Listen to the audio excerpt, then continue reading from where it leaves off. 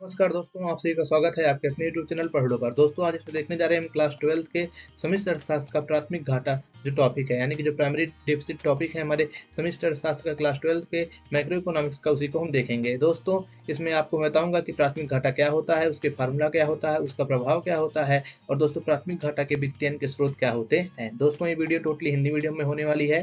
जैसे कि आप सभी जानते हैं मैं हिंदी मीडियम में ही पढ़ाता हूँ, तो सारे टॉपिक जितने भी होंगे आप सब हिंदी मीडियम में इसमें समझेंगे। दोस्तों अगर आप अर्थशास्त्र से अन्य महत्वपूर्ण संबंधित जितने भी टॉपिक हैं उसे पढ़ना चाहते हैं तो दोस्तों हमारे चैनल पे जा सकते हैं। जैसे कि आपको पता है हमारे चैनल पे जितने भी अर्थशास्त्र के सेमेस्टर अर्थशास्त्र के इंपॉर्टेंट टॉपिक हैं उनको लिए एक अलग प्लेलिस्ट बनाई गई है, जिसमें आप सभी इंपॉर्टेंट टॉपिक को देख सकते हैं। दोस्तों आप सब सोचते होंगे मैं बार बार की वीडियो अपलोड कर रहा हूँ, इतनी छोटी छोटी वीडियो हर एक चीज़ की। मतलब दोस्तों मैं इसलिए ये इस वीडियो को अपलोड कर रहा हूँ क्योंकि दोस्तों इस वीडियो को मेरा अपलोड करने का यह उद्देश्य है, अगर कोई बच्चा है जिसे एक पर्टिकुलर चीज़, एक विशेष चीज़ नहीं समझ में आ रही किसी चैप्टर में, तो आसानी से वो आकर इस प्लेलिस्ट में कोई भी टॉपिक अपना सर्च कर ले। मान लीजिए आपने यही बजट का चैप्टर पढ़ा और आपको प्राथमिक घाटा नहीं समझ में आया, तो आपको पूरा चैप्टर दोबारा देखने की जरूरत नहीं है। आप नॉर्मली आइए प्लेलिस्ट में जाइए और प्लेलिस्ट में देख लीजिए class 12 important playlist macro economics की में कि प्राथमिक घाटा कहाँ पर है। प्राथमिक घाटा की एक छोटी सी वीडियो 10-15 मिनट की जो भी हो उसे देख लीजिए और अपने आप जितने भी डाउट है उसको सॉल्व कर लीजिए। क्योंकि दोस्तों अगर आप एक वीडियो के पीछे भागेंगे जिसमें हमने पूरे चैप्टर को करा रखा है और इसी में आप जाकर इसको ढूंढेंगे प्राथमिक घाटा को, तो उसमें आपका टाइम भी वेस्ट होगा और प्लस आपको यूटिलिटी भी नहीं मिल पाएगी। इसलिए दोस्तों मेरा उद्देश्य है जितने भी छोटे छोटे इंपॉर्टेंट टॉपिक्स हैं उनको एक प्ले लिस्ट में बनाया जाए और छोटा छोटा करके समझाया जाए, यानी कि जिसको भी छोटा टॉपिक ना समझ में आए वो आराम से देख कर समझ ले। तो दोस्तों बिना समय व्यक्त करते हुए चलिए बढ़ते हैं अपने इस प्राथमिक घाटा के वीडियो की तरफ, जिसमें मैं आपको इसका फार्मूला, इसके प्रभाव और इसके वित्तीयन के स्रोत भी बताऊंगा। प्राथमिक घाटा जिसे हम अंग्रेजी में क्या बोलते हैं, प्राइमरी डेफिसिट। अब हम देखते हैं कि प्राथमिक घाटा क्या होता है। ठीक दोस्तों, मैं आपको वीडियो में आगे बढ़ने से पहले बता देना चाहता हूँ एक बार फिर से कि अगर आप अर्थशास्त्र से संबंधित किसी भी पार्ट्स का वीडियो देखना चाहते हैं या हिंदी मीडियम के अन्य विषयों का अगर आप कोई भी लेक्चर देखना चाहते हैं तो आप हमारे चैनल पर जा सकते हैं। वहाँ पर आपको प्लेलिस्ट बनी हुई मिलेगी हिंदी मीडियम में, आप देख सकते हैं। दोस्तों मैं आप सबको सभी वीडियो की प्लेलिस्ट इस वीडियो के डिस्क्रिप्शन बॉक्स में दे दूंगा, वहाँ से भी आप जाकर डायरेक्ट देख सकते हैं। तो चलिए बढ़ते हैं, जानते हैं प्राथमिक घाटा क्या है। दोस्तों जिस प्राथमिक घाटा को हम इंग्लिश में बोलते हैं प्राइमरी डेफिसिट। ठीक, अब दोस्तों ये क्या है इसके बारे में थोड़ी सी जानकारी हासिल करते हैं। देखिए प्राथमिक घाटे से अभिप्राय चालू वर्ष के राजकोषीय घाटे और पिछले उधार पर ब्याज भुगतान के बीच अंतर से है। यानी प्राथमिक घाटे का मतलब यह होता है जो चालू वर्ष का राजकोषीय घाटा है उसमें से अगर हम पिछले वर्ष जो हमने उधार लिया था उस पर जितना ब्याज भुगतान कर रहे हैं उसको अगर हम घटा देंगे तो हमारा क्या निकल आएगा, प्राथमिक घाटा निकल आएगा। यानी प्राथमिक घाटा में से अगर हमें प्राथमिक घाटा निकालना है तो हम क्या करेंगे, पिछले वर्ष का जो हमारा ब्याज भुगतान था उसको हम राजकोषीय घाटा यानी कि वर्तमान वर्ष के राजकोषीय घाटा से घटा देंगे तो क्या निकल आएगा, हमारा प्राथमिक घाटा निकल आएगा। प्राथमिक घाटा कहने के सूत्र क्या हो गया, प्राथमिक घाटा का सूत्र है राजकोषीय घाटा माइनस ब्याज भुगतान। ब्याज भुगतान क्या, जो पिछले वर्ष हमने ब्याज ऋण लिया था उस पे जितना हम ब्याज भुगतान कर रहे हैं उसको हम क्या कर दें, घटा दें। ठीक, अब देखिए सरकार की कुल उधार आवश्यकताएं ऋण पर ब्याज की अदायगी को भी सम्मिलित करती हैं। यानी कि जो सरकार की कुल उधार आवश्यकताएं होती हैं उसमें जो सरकार को ऋण पर ब्याज चुकाना है उससे भी क्या करती हैं, सम्मिलित करती हैं। ठीक, सरकार प्राथमिक घाटा उस विस्तार को दर्शाता है जिस तक ब्याज अदायगी ने सरकार को चालू अवधि में ऋण लेने के लिए बाध्य किया है। यानी कि इससे यह पता चलता है प्राथमिक घाटे से कि सरकार को कितना क्या करना है, इस वर्ष ब्याज का भुगतान करना है। ठीक, अब देखिए प्राथमिक घाटे के प्रभाव क्या होते हैं इसको हम देख लेते हैं।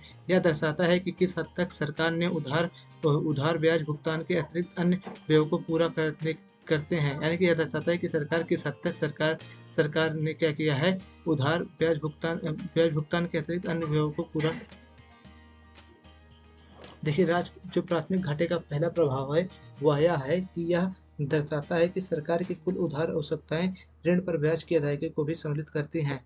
देखिए जो सरकार की प्राथमिक घाटे का पहला प्रभाव है वह यह है कि यह दर्शाता है कि किस हद तक सरकार के उधार ब्याज भुगतान के अतिरिक्त अन्य व्ययों को पूरा करते हैं। ठीक, और जो इसका दूसरा प्रभाव है राजकोषीय घाटा का वह यह है, जो प्राथमिक घाटे का दूसरा प्रभाव है वह यह है, राजकोषीय घाटे और प्राथमिक घाटे के बीच में अंतर पूर्व में लिए गए उधार पर ब्याज की राशि के भुगतान को दिखाता है। इसीलिए कम या शून्य प्राथमिक घाटा दर्शाता है कि ब्याज की अदायगी ने सरकार को उधार लेने के लिए बाध्य किया है। यानी कि देखिए इससे क्या पता चलता है, जो राजकोषीय घाटा, अरे जो प्राथमिक घाटा, इससे ये पता चलता है कि राजकोषीय घाटा और प्राथमिक घाटे के बीच में जो अंतर है वो यह दर्शाता है कि सरकार जो है वो कितना क्या कर रही है, ब्याज दे रही है। जिस पिछली सरकारों ने लोन लिया था उस पर सरकार कितना इस वर्ष ब्याज दे रही है, क्या करता है राजकोषीय घाटा उसको दर्शाता है। और यह भी दर्शाता है कि जो कम या शून्य प्राथमिक घाटा दर्शाता है कि ब्याज की अदायगी ने सरकार को क्या किया है, उधार लेने के लिए बाध्य किया है।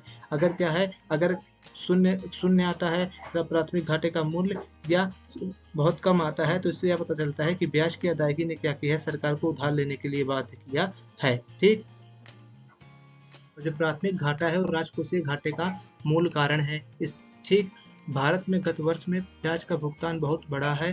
ठीक, पिछले ऋणों पर ऊंचे ब्याज भुगतान ने राजकोषीय घाटे को बहुत बढ़ा दिया है। राजकोषीय घाटे को कम करने के लिए जितना जल्दी संभव हो सके ऋण के पुनर्भुगतान के माध्यम से ब्याज के भुगतान को कम करना चाहिए। यानी कि इसमें यही पता चल रहा है कि क्या है, पिछले वर्षों में राज्य सरकार का क्या हुआ, ब्याज भुगतान बहुत बढ़ गया है और राजकोषीय घाटे को अगर हमें कम करना है, इसके लिए क्या करना चाहिए, जितना जल्दी हो सके हमें ऋणों का जो पुनर्भुगतान है उसे करना चाहिए। कि जितना जल्दी हो सके हम क्या करें, जो ऋणों का पुनर्भुगतान है उसे खत्म करें। उससे क्या होगा, अगर ऋण का भुगतान खत्म कर देंगे तो हमारा जो प्राथमिक घाटा होगा उसमें हमें ब्याज देना नहीं पड़ेगा, तो उससे हमारा प्राथमिक घाटा क्या हो जाएगा, शून्य हो जाएगा। अब हम देख लेते हैं प्राथमिक घाटे और राजकोषीय घाटे के बीच में क्या अंतर है, या इसको हम क्या बोलते हैं, प्राथमिक घाटा और राजकोषीय घाटा के बीच में तुलना। इसको एक बार हम देख लेते हैं, कभी कभी प्रश्न परीक्षा में आ जाता है। देखिए, प्राथमिक घाटा या राजकोषीय घाटे और ब्याज भुगतान के बीच के अंतर को दिखाता है। वही राजकोषीय घाटा क्या करता है, यह कुल व्यय के उधार को छोड़कर कुल प्राप्तियों से अधिकता दिखाता है। और दूसरा अंतर यह है कि यह सरकार के ब्याज को छोड़कर कुल उधार की आवश्यकताओं को दर्शाता है। और वहीं राजकोषीय घाटा क्या करता है, यह सरकार की ब्याज को मिलाकर कुल उधार आवश्यकताओं को दर्शाता है। यानी क्या करता है, उधार को छोड़कर दिखाता है कि सरकार को कितना ऋण लेना है प्राथमिक घाटा, और राजकोषीय घाटा यह दर्शाता है कि उधार को मिलाकर सरकार को कितना ऋण लेना है।